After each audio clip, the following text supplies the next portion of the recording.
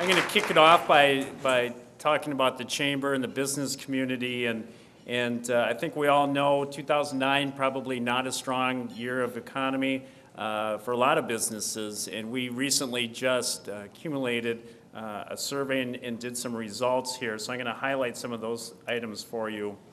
The first question we had was compared to 2008 net income number for your business in 2009, and maybe not surprising, 53% of our respondents, and that was 72 businesses total that responded, saw a decrease. 30% saw more than 10% decrease. On the uptick, we had 18 businesses in the response category, or 13%, that were up 1 to 10%, and almost 15% were up over the 10% mark in terms of net income. In 2009, number of employees, and you can kind of see the chart, weighted a little bit more on reductions, unfortunately. So we saw about 35% of the businesses make reductions. A little over 50% saw virtually no change. We did see some growth from some of our businesses. In terms of how that compares to unemployment statistics, Eden Prairie, the current rate, and these are not seasonally adjusted, just to state that, our current rate is about 5.8%. The metro rate is 7%, and the U.S. rate is 9.4%. In 2009, the high in Eden Prairie was 7.2%, the low 5.7%. In the metro area, the high was 8.5%, low of 7%, and then in the U.S., 9.7% was the high and 8.5%. And if you look at recent lows, Eden Prairie was at 2.9% as recently as April of 2007. Now this is a nice graph I like, and granted it's comparing to 2009, but in 2010 we expect our sales, in our answers, 65% of our respondents said they plan to see growth in the coming year, and only 5.2% said that they would expect a decline in 2010. An employment number heavily weighted to staying the same, but again, almost 27% of our respondents see growth in 2010 in the number of employees that they will have. So we're shooting for a great 2010 and hope to see a recovery amongst our business community. So what does this mean for the chamber? Number one issue that businesses are facing still is the economy. But surprisingly, and this question is number one issue. So the economy you would think would be number one amongst everybody, but government relations, taxes, and healthcare costs still registering. And those will be items that we'll be focused on as well in the coming year here. In terms of satisfaction with your chamber membership, we obviously would love to see all of it up and to the right. But overall, 90% scored us between a 6 and a 10, which is fantastic for us. Highest numbers in that 8 and 9 number, and we continue to look for ways to better serve our membership in the business base here. Chamber highlights membership success. Our organization continues to grow, over 500 members currently, representing over 26,000 area employees. We had the highest rate of attendance of our programs for any year. Almost 6,500 attended our programs. 81% retention rate, which is down, maybe not surprising given economic conditions. And in our key focus areas are our networking programs, government affairs, community building, and leadership. In highlighting those same things, we kicked off 2009, we started Brown Bag Lunch Series, Chamber U programs, continue to focus on leadership opportunities. Leadership Eden Prairie, I know, is just over here with the school, or the city offices.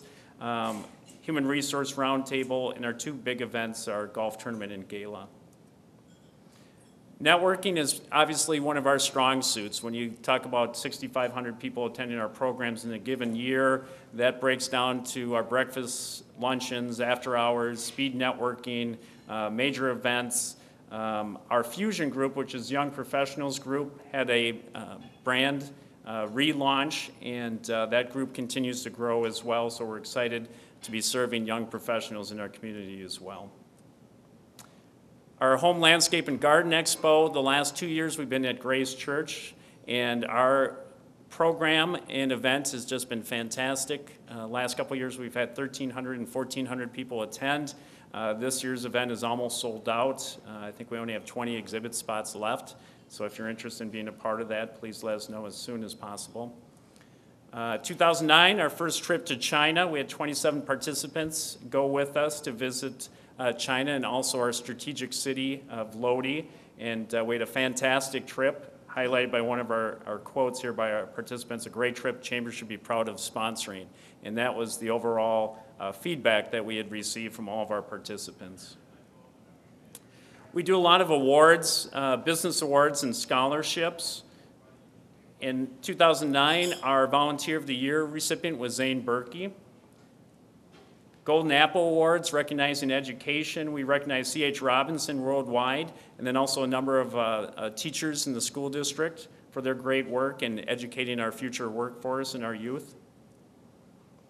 Our Athena Award recipient was Karen Bredigan. Again, high school teacher, has been very active with the Chamber, helped us create the first ever student membership program in the nation, and has really just stepped up at every available opportunity to work with the business community. Our Small Business Person of the Year, Ron Hansen from Aurora Jewelers. Governor Plenty spoke at our luncheon in May and also kicked off his job summit. Many of you may remember he did a job summit tour of the state and kicked that off here in Eden Prairie. Top speakers at our programs included Alice Segren, the Minnesota Commissioner of Education, Chris Carr, Eden Prairie resident, founder of 43 Hoops and former NBA player, Clarence Nunn, the CEO of GE Capital Fleet Services, and Dan McElroy, Commissioner of Minnesota Department of Employment and Economic Development. Chamber Fest is our member appreciation event each year. We had a record crowd this year, over 150 of our members turning out to celebrate in the Chamber's success. We also celebrated our 40th anniversary in 2009 and had over 100 people turn out, had over 15 of our board chairs turn out, and had U.S. Congressman Eric Paulson and Mayor Phil Young speak at the event. And we always talk about fun at our events. We like to differentiate our chamber by saying there's a great energy about us, and we look for different ways to have fun at our program, so these pictures kind of highlight that. I think we're going to shoot for a new record in the number of people we can get in a hot tub this year. So. Our annual gala is our largest event of the year, and we had a great event, Cirque du Prairie, the greatest gala on earth out at Oak Ridge. In addition to the business community, just a few highlights here. We always try and recognize our businesses coming in, do ribbon cuttings, and celebrate that. That's a huge step for all of us. It strengthens our business community and our community as a whole, and we're very pleased to see so many new businesses coming to Eden Prairie. Public policy, business issues, we have been very active over the course of this past year and previous years, wayfinding, Flying Cloud Airport, Southwest Corridor Light Rail, coordination of the business agenda with the Minnesota Chamber, Grow Minnesota, which is a program we go out and do business surveys, and then most recently working with the city on special service districts. Partnerships, opportunities, and initiatives, we see ourselves having actually a great working relationship with our city and school district, whether it's things that are going well or things that maybe we need to have further discussions about. I think we are very pleased with our open dialogue amongst our city and school district officials. Work together with the Eden Prairie business community, obviously. We also partner with other chambers, and then also publications from the Eden Prairie Sun all the way up to the Star Tribune, Eden Prairie Magazine, and Eden Prairie News as well. And the last partnership opportunity initiative highlighting is our student membership program, which is ongoing. We are celebrating our 4th go-round with this. We have 20 high school students that are chamber members that you'll see at different events throughout the year. And as I mentioned earlier, we are the first chamber in the nation to have such a program, and that program is now being replicated. A main theme for us this year is paying close attention to the demographic nature of our students and the needs of our students. So rising to the challenge, equity for all, is something we're spending a lot of time talking about.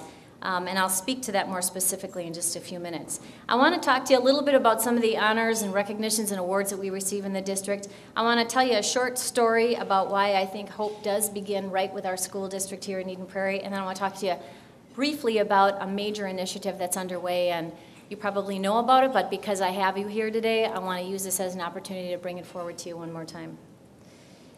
For those of you that don't know this about the schools, the National Merit Semifinalist Honor is a very prestigious honor for our high school students and very difficult to achieve. If you're a National Merit Scholar semifinalist, you're scoring in the top 0.5% of the country.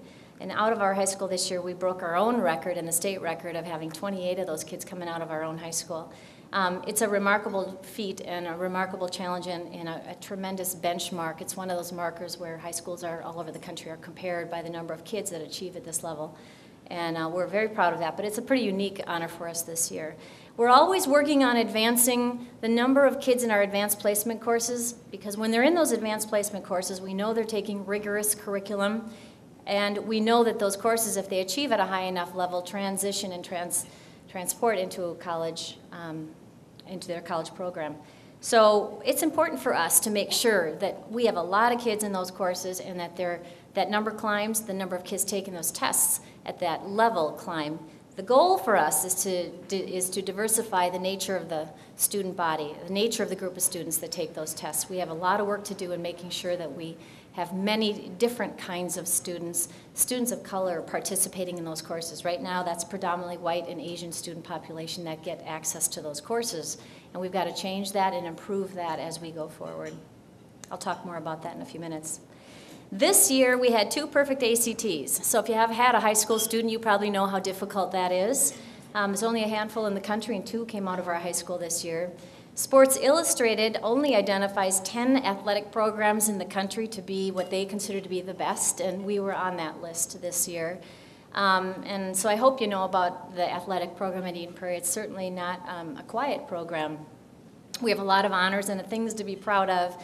But you know, this third bullet point, which is about the Challenge Cup, the Minnesota State High School League gives out 1 honor a year, and in the last 4 years, Eden Prairie High School has received it 3 times. And that's really linked to the bullet above it. It talks about the fact that if you have a high number of activities where you're achieving at the highest level, so if you're achieving at the highest level, regional champs, state champs, conference champs, that happens in our district across the board, boys and girls sports, all over the place.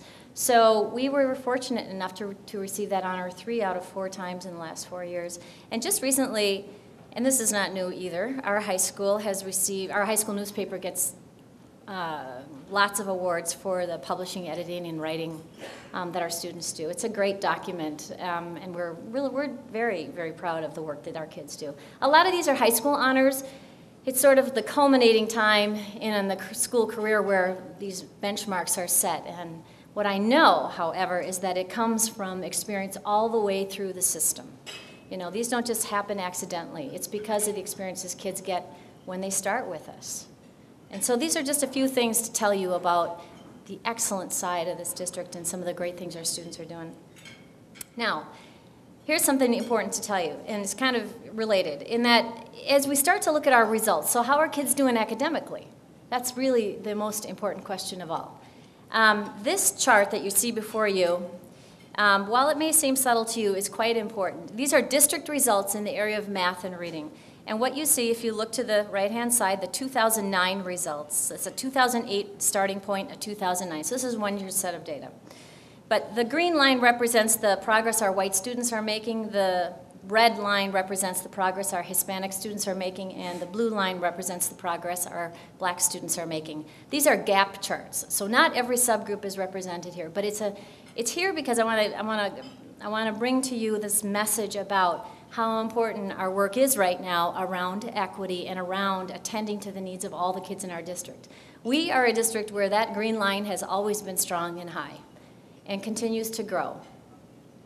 We want to be a district where all of those lines are at a very similar level and that they're all climbing. That's what we're aiming for. This is the first year I can tell you that when I look at the results, there is noticeable difference in closing the gap between those groups of students. And what we know is that if we close the gap between those 3 groups of students, we will be much more able to say that we are ensuring success for everybody in our district. So this is what we're working on. So what happened in a few of the spots? I just want to draw your attention. There's some really important things that happened last year that lead me to believe there is a lot of hope in even tough times for our school district. 3-4 is the grid that you see in the upper left-hand corner. You see how that slope is so significant when you look at what happened to the progress for Hispanic and Black kids and the progress that was made for white students. That is exactly what we're looking for in this district. We saw that rather dramatic improvement in 1 year's time. Now, it didn't happen without a whole lot of work and a whole lot of attention and a whole lot of emphasis on behalf of our staff and our leaders at the schools. But that is what we're aiming for. And really, this is the aim for the entire country. You know, anywhere you go, you will hear people talk about the need to close the achievement gap and really strive for achievement for all kids. We are a very quickly changing country demographically, and the research and the futurists will tell us very, very specifically it's just a very short time before we will just be so different than we are today. So Eden Prairie is dedicated to getting out in front of that and really making sure that we're prepared to teach very well all the kids that come to us. Now, you see a 5-6 chart, you'll see a 7-8 chart, you see a 9-12 chart. There's pockets of growth all over the place, and some pockets where we haven't made that growth yet. So we're paying close attention to where did we make the growth and why, where have we not made the growth, and what are we doing about it. And our principals, I will tell you, are just laser focused on these charts and paying very close attention to how they can really move the dial on all three sort of levels here with regard to student achievement. Now that's math. Here's reading. Here's what's happening in the area of reading. The two areas that we have state standardized measures for. Again, we saw tremendous progress at the elementary level. We saw some great progress at the 5-6 level. We saw pockets of progress at the 7-8 level and pockets of progress at the 9-12 level. Again, where we see it going up, that's what we're aiming for, and we're going to capitalize on that and move that forward. Now, some people have said, well, what are you doing to make those kinds of changes? So in classrooms today, if you haven't been in one today, there's a lot of things happening that are really different than perhaps when you went to school. So co-teaching, a new sort of term for more than one adult, more than one certified adult in a classroom. So rather than isolating and pulling kids out when they have a special need, whether it's a gifted advanced learning need, a special education student, a student for whom English is not their first language, the trend has been in the past, you pull them out, you isolate them, and you put a specialist with them and hope that you can provide enough support for them that they can progress forward. What we're finding is that we're even more effective when we take the specialists and put them in the classroom with everybody else and support all kids with special attention to the kids who need them. We're also finding that if we spend a whole lot of time in math and reading uninterrupted, better teaching occurs, better instruction, kids learn more. So the idea is don't pull them out, don't isolate, and don't chop up their time and move them around and try and shift them from adult to adult to adult. Those are strategies that are being talked about all over the country. We are using them in Eden Prairie, and we're starting to see some great results, some of which I just showed you. We're also saying relationships are prominent in learning, and if we intend to move the dial and move some of those groups so that all kids are aiming straight up, we've got to pay close attention to how relationships are established between teachers and their families and the students. And that means that we can't keep changing them up. We can't keep moving them around and changing them up every year. We've got to look for ways for kids to maintain those relationships with their teachers. We even have looked closely at what it takes for kids to have access to rigorous curriculum. So, in the past, if a student was going to participate in an enriched, advanced, or an AP course, they have to apply. And some get in and some get out. Well, or some get in and some don't get in. What we found is that as long as we use that system, only a certain kind of student gets in, when we may have many other students who really could succeed in those courses if they were given the chance. So this year, starting at grade 7, going all the way through high school, we've removed those guidelines and those rules. Everybody can apply, anybody can enroll. With guidance from teachers and families and parents, kids make good decisions with their families about what kind of course is right for them. And our goal is to diversify the nature of the student body that enrolls in these courses, thereby increasing the number of kids that are accessing rigorous curriculum. So these are just a few things that are happening, but they're making a difference for us, and we're starting to see results, and so we have some great momentum around these approaches. Now I want to give you a snapshot about what the staff and the students are saying about the district. This spring, we surveyed about 720 of our 1,700 employees. We surveyed just about 6,000 students, grades 4 through 12, and we asked them questions about what do you think about the district? How does it feel to go to school here? What's working for you? What's not? What's it like to work here? What are your levels of satisfaction? First time ever we've worked with Decision Resources, which is the most prominent survey company in the state of Minnesota. What they came back to us and said was, we've never surveyed your district before, but we've never seen results like this. In 25 years, we've never seen such positive results like this. Now, not everything is positive, but the most positive show up here. We saw 94, 98, 96% around themes that relate to collegiality, respect, and personal pride for the district they work in. This is the staff side. Those are really important to us. When you have that kind of a culture, I truly believe that's where you get your results. You have to have a culture that supports the adults leading it in order to get the results we want for students. Now, not everybody agrees with everything, so what are the low end? On the low side, we asked some key questions about hiring staff of color, diversifying the workforce, making sure that all kids have the opportunity to achieve at the same rate and level, and asking questions about, do you really feel you're involved in the decisions that affect you? And so we saw results like this. Now, what the pollsters tell me is that these are higher than most districts on these kinds of questions. They're our lowest.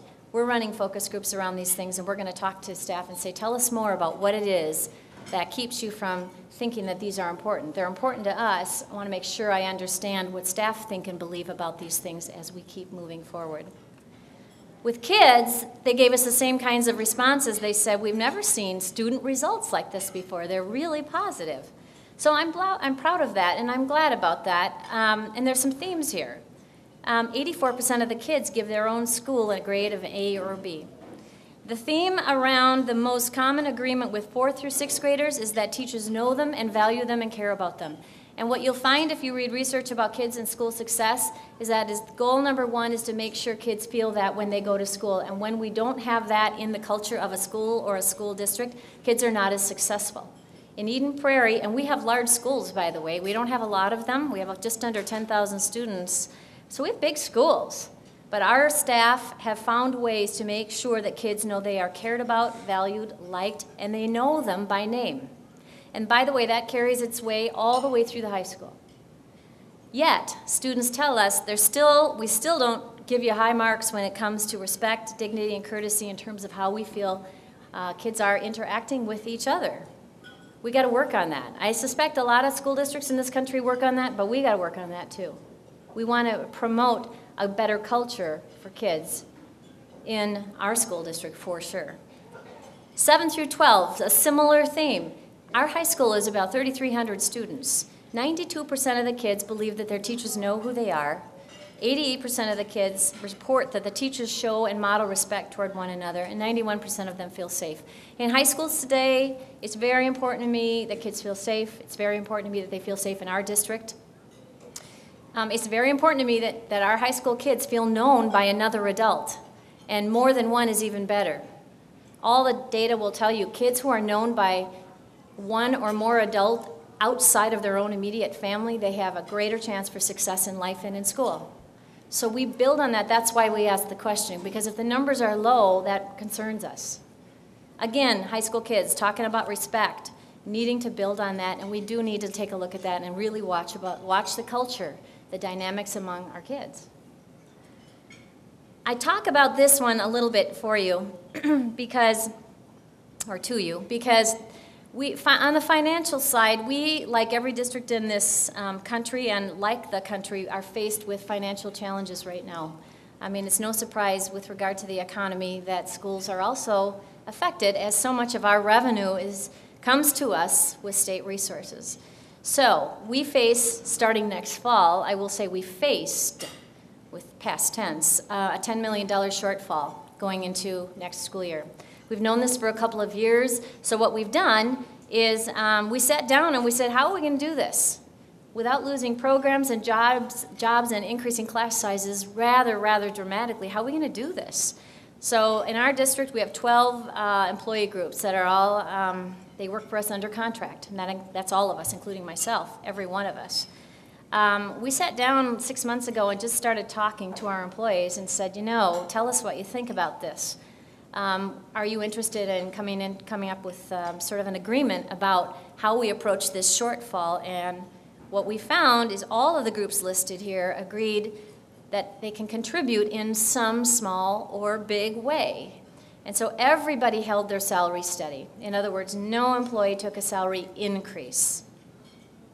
Almost every single employee participated in that. One group has another approach that they're using to think about their participation in that, but almost every employee actually just held their wage steady as of July 1st.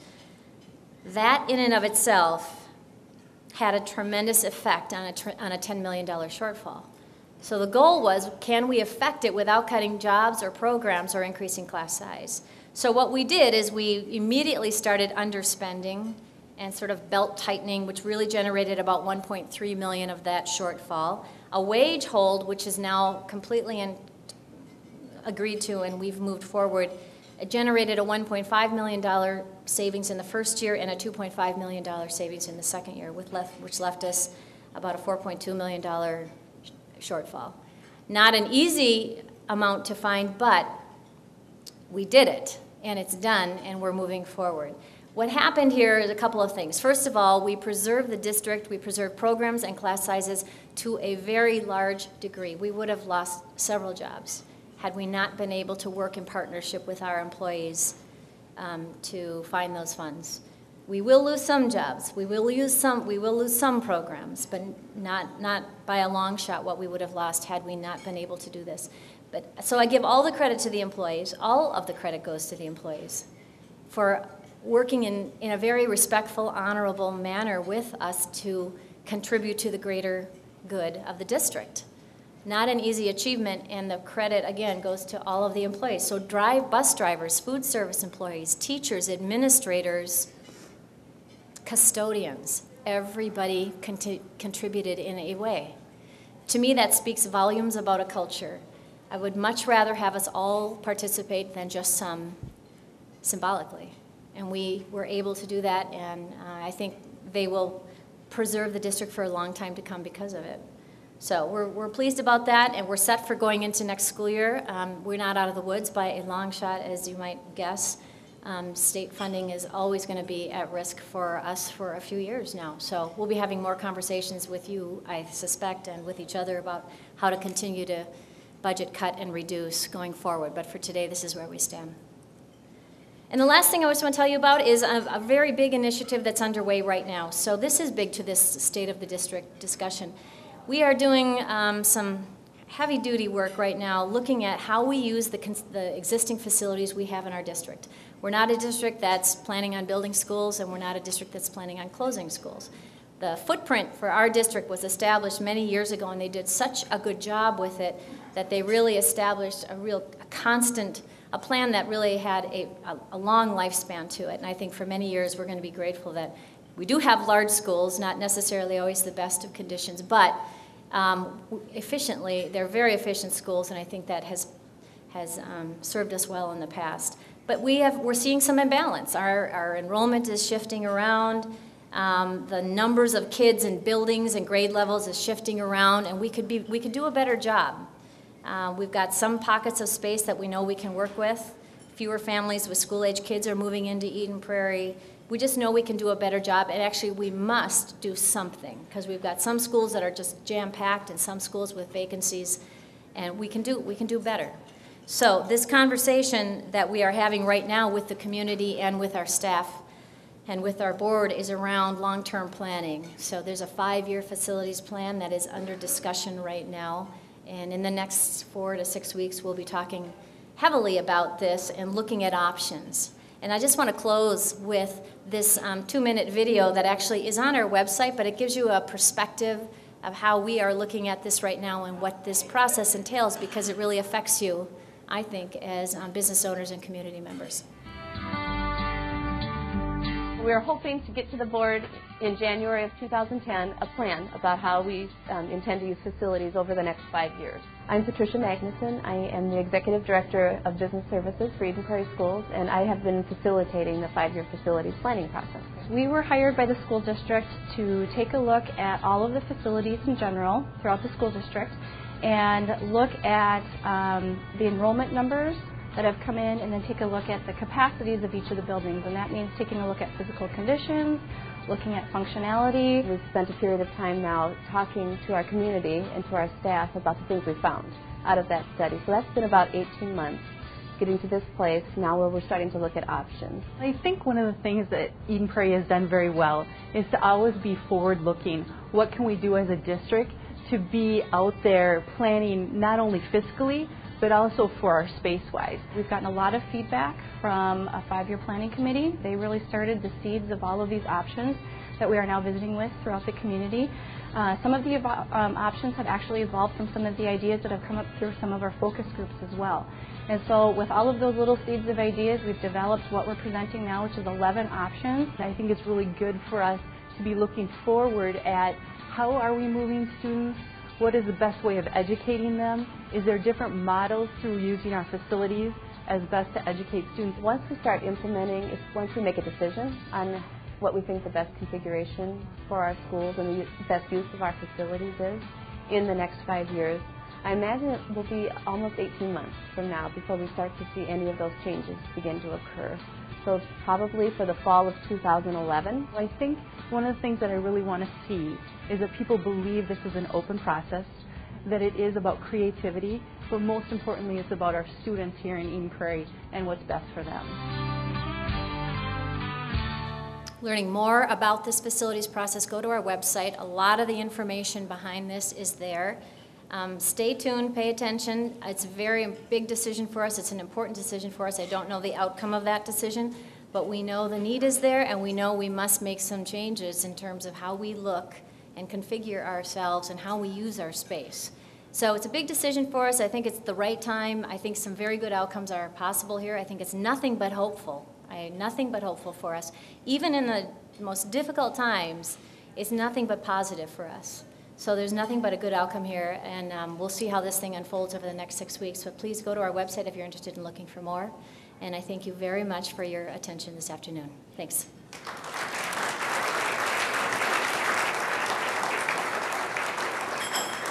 And before we talk about 2010 and I think some of the challenges and opportunities which it presents, I thought I would take just a few minutes to talk about 2009, to look back not at just some of what the city achieved, but also some of what we overcame. And of course, one of the most significant challenges which we faced was which was a challenge which everyone faced, and that was the economy. And cities feel the economy differently than businesses. And we are fortunate in that we are not one of those cities which has a very high property tax delinquency rate. And of course, property taxes is the primary revenue source which we just as a city have. So by and large last year, if we levied a tax, it was paid. And I think that was true to the tune of about 97 or 98% of the taxes which we levied. So we did not feel a hit in that regard. And we're also very lucky in that we are not one of those cities which depend upon state aid to either put cops on the street or to plow our streets. So again, we were not felt, we were not impacted by the state's inability to provide state aid to those cities which depend upon it. And last year that proved to be a very good thing for us. But we did feel some economic hits, and that is because another important revenue source for us comes from construction activity. So whether you're Dick Ward finishing his basement with the permit, right, Dick, or whether you're Walmart redoing your store, I mean that generates revenue for our city. And just to put that in perspective, in 2008, if you looked at the value of the building permits which were registered, it was about $104 million. In 2009, that figure went down to about $66 million. So that was a substantial decrease. And so that means we saw less single-family houses being built, we saw less commercial properties being built, and we saw the value of the physical assets of the city decreased from $10.8 billion to $9.5 billion. That was a big increase, a big decrease. It was unprecedented in our history.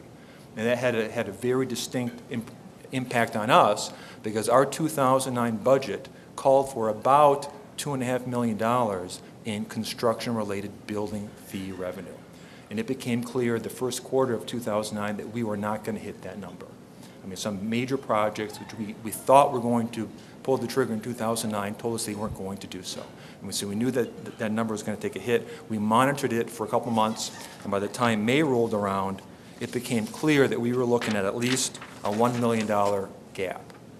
In other words, that construction-related building fee revenue would fall by about $1 million. And so really, that posed the first challenge which we face in the city, and which I want to talk about, and that was, how do we ensure that, as it says, the integrity of our current year's budget facing a $1 million hit. And there were a number of ways which we could have faced that, but what we did do was take something of a balanced approach. We reduced some of our capital spending, so some projects which were going to happen didn't. We dipped into our reserves a little bit. In other words, we spent some money which we had put away for events in years such as last year.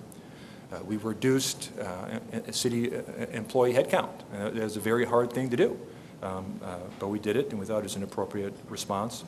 And we overall reduced our 2009 operating expenses so that we were able to fill that gap, which not only filled the 2009 immediate concern, which we did have, but it also put us in a good position to complete our budget process for 2010, which is going to take place later in the year.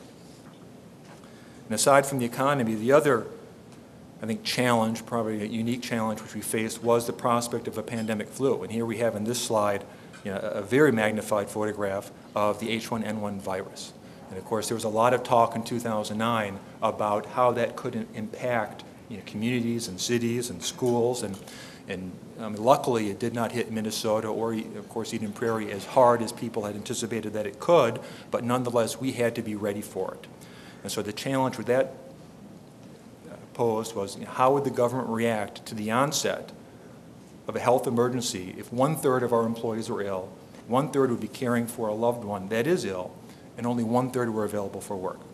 It caused us to do a lot of thinking. And again, we came to I think a multi-pronged response, the primary portion of which was putting together a continuity of operations plan, which included such things as prioritizing city services, cross-training employees, testing our plans, and also implementing a Code Red, which was our most recent response, which I think we just rolled out just a couple weeks ago, which is a community-wide emergency notification process to the city. But despite those important challenges, it's also important to remember that we did have many highlights in 2009. And before we talk about some of those highlights, I want to talk a little bit about how we were able to achieve them. Because what is clear is that government, especially city government, not only can't do it alone, but we don't do it alone. And we have a lot of help through people in partnerships, as we call it, in order to achieve the greatness which we enjoy here in Eden Prairie. And so if we look, for example, at this slide, and we have in one corner the Garvin family, which incredibly raised over $200,000 for the Miller Park barrier-free playground, which is an amenity for the community to enjoy. We have groups such as our local Boy and Girl Scout troops, which act as our color guard before all of our city council meetings. We have people like Brad Pfeiffer, the facilities manager at Stratasys, who, like his private business counterparts around the city, provide thousands of jobs and millions of dollars of payroll for the benefit of their companies and for our community. And we also have people like the Senior Center Advisory Council, which keeps our senior community very active and vibrant through the Senior Center. We have a lot of resident activity too. We have residents who serve the city through various boards and commissions. They give us feedback and suggestions at our city council meetings. They serve our city as members of a volunteer paid-on-call fire department. And they protect and care for their neighborhoods. And there are many community organizations that we work with which ultimately benefit all of our residents. We have the AM Rotary, which together with our city liquor stores and our community center personnel put together our annual wine tasting event. We have the Chamber of Commerce, which puts together events like this and does a lot else to ensure that the voice of business is heard at this city during our policymaking efforts. We have people like the Sampson family who donated the building for the Art Center. And we also have the Friends of the Art Center organization, again, a community-based group of people who came together to help us get that Art Center open. We have the Eden Prairie Foundation, which for almost 30 years has been raising money and reinvesting that money in a variety of groups and good efforts here in Eden Prairie. And we're grateful for all of those. We have the Eden Prairie Historical Society, which preserves Eden Prairie's heritage. We partnered with the Baseball Association to open the Round Lake Baseball Stadium. We partnered with Prop to help them get into a new and improved home in 2009. And we partner regularly with other governments, such as Hennepin County, on large and important initiatives like the light rail transit. So with many of those people and those partnerships, we had a pretty good year. And here are some of the highlights that we enjoyed. It was the Art Center grand opening in May. And we also were very proud to reopen a completely refurbished Starring Lake Amphitheater in June. We opened a new indoor play structure at the Eden Prairie Community Center in February, and of course the new Miller Park barrier-free playground also in June. Together with the school district, we completely renovated the Round Lake tennis courts, and we reopened them for use in September. We also replaced the playground equipment at Homeward Hills Park in September as well. And although it's technically not a city-managed project, we also played an important role in the planning and execution of the Pioneer Trail renovation, which is about half done. And it's slated to wrap up construction later this year, at least so we hope. And we're also able to manage a significant improvement project on Dell Road last year as well. Some additional highlights included a grand opening ceremony of our new liquor store adjacent to Kowalski's. And we made the decision to go ahead with a new store location close to Rainbow, which I believe is going to open pretty shortly as well. And despite the fact that most construction activity slowed down in Eden Prairie, we were very happy to open Windsor Plaza and also to have the new residential construction at the Enclave.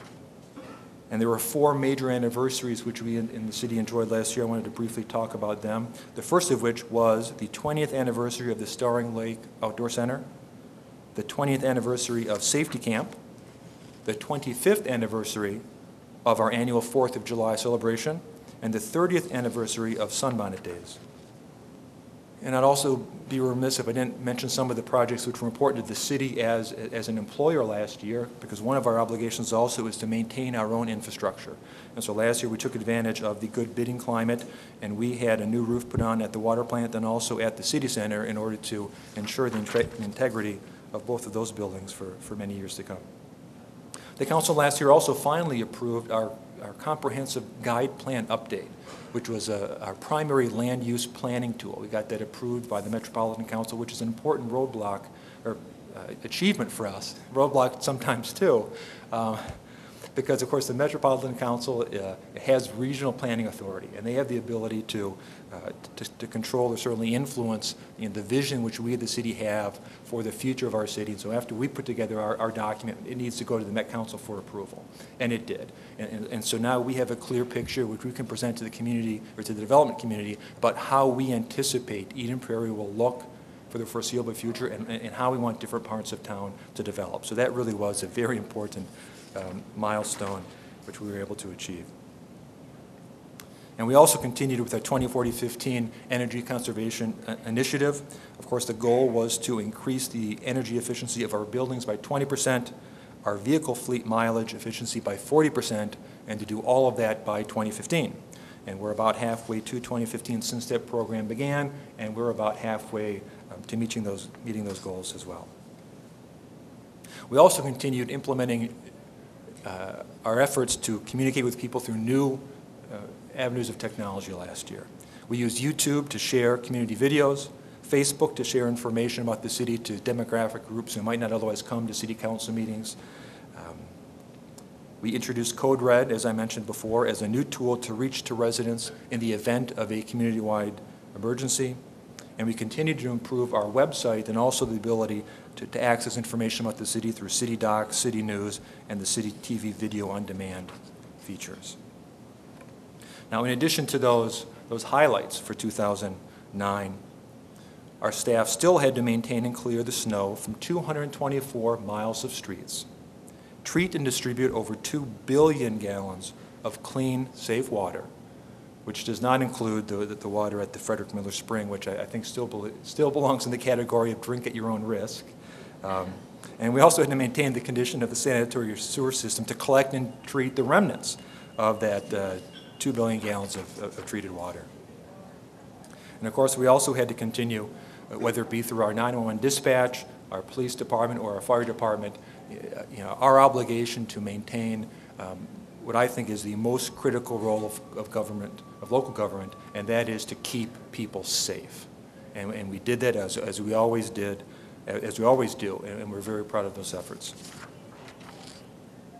In addition, last year we maintained over 1,000 acres of developed land in 37 parks, and we maintained a city fleet of over 200 vehicles. So looking forward to 2010, I think by and large you can anticipate less initiatives by the city, which I think simply is a reflection of the economic times that we live in. But that's not to say that this will be a year without anything new. I think there are a couple of highlights which I'd like to talk about.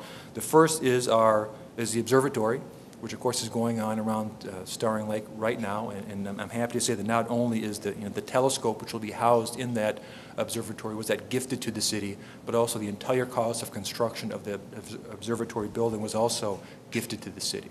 And so again, another great partnership with our community that we're very proud of. We also will complete a new trail along Flying Cloud Drive, which hasn't existed in the past, and I think will also facilitate people's ability to walk and bike through different parts of our city. And we are cautiously optimistic about plans for significant renovations at Walmart this year, and also for a completely new Menards store, which is scheduled to be raised, as I understand it, in February, and to open in early 2011. We also anticipate that Singletree Lane will be our first street redevelopment project in the major center area, and that of course is close to the mall. And of course I would be also remiss if I didn't talk about our continued goal to seek improvement for the 494-169 interchange. I mean, this has been a priority for the city for long before the time that people started using the term stimulus funds. We have been working this with the state government, with MnDOT, with the federal highway folks for a long time. We've made good progress along with our sister cities of Edina and Bloomington in kind of raising this up on the priority list, and we're very hopeful that in 2010 we're going to see some improvement in the funding mechanism to get that interchange improved. And we're also going to continue to be an active participant in the planning process for the Southwest Light Rail Line, which, if it happens, will bring big changes to our city. And we want to be ready for them because, at least from what we're told, that is anticipated to open sometime between 2015 and 2017. A couple other highlights for 2010, of course, it is a census year, which is very important throughout the country because the outcome of that census will drive where billions and billions of dollars of federal dollars ultimately go. And it could have a very big effect in Minnesota this time particularly because it could influence how many congressional seats that we have. And we are one of those states which is on the cusp, and we could potentially lose a congressional seat based upon the outcome of that census. So it is a critical year. And of course, it's also could impact our state legislative boundaries as well. And finally, as I said, 2010 is an election year. It's an election year here in the city of Eden Prairie, and with 4 of the 5 city council members, I believe, seeking office of some form, I think it's a year to buy your ticket, grab some popcorn, and enjoy some political theater. But the biggest challenge, and perhaps the biggest uncertainty, may be waiting to see what the market tells us about what these buildings are worth. Because the value of property, buildings and land, drives the largest single revenue source of the city, property tax. And we have estimated that our total assessed market value shrank in 2009, as I told you before, and likely will shrink again in 2010 to $9 billion from the $9.5 billion of last year. And we're hoping very much that the real estate market will stabilize in 2010 for the benefit of our property owners and also of our budget. In the meantime, we're going to continue our efforts to find efficiency where we can, whether it be through online registrations or changing some of the ways that we spend money. The city views as an obligation its efforts to control its costs and try to anticipate and be ready for changes in the economy. And some of the steps which we took, which were effective for 2010, I think will help in that regard. I mean, we too froze city employee wages over 2009. We froze spending over 2009, and we actually decreased our total tax levy from what it was in 2009. And the median single-family home in 2010 will actually see a decrease in the city portion of its property tax from what it paid last year. And I think that is all good news. And to show you that graphically, I mean, this is where we are trending right now for our total budget over the most recent years. You can see it's been flat, relatively flat for a couple years now. And we see the same thing from our total tax levy. It has been flat for a couple years, and that is a trend which we're happy with. It is a trend which, over time is going to be increasingly difficult to achieve and maintain. I mean, our primary cost of running the city is people. I mean, that is the largest single component of our cost, and we cannot forever continue to hold employee compensation flat. I mean, we'll do it when the market requires it, as it does right now, but over time, that is not something which is achievable. So the challenge for the city is going to be, I mean, how do we remain consistent and responsive to, I think, the very important resident sentiment of controlling property taxes, given what our spending obligations are. And there's no easy answer to that question right now, but it's something which the council and the city is going to spend a lot of time on this year and in years to come in order to make sure that we are responsive to what our residents want. And so in summary, 2010 will be a challenge, but I think it's a challenge that we are ready for. Our community image and our brand is strong. Our people are innovative and hardworking. Our community organizations are working hard in a tough atmosphere to make Eden Prairie a great place to live, work, and dream. And so I'm cautiously optimistic about 2010, and thank you for having me here today.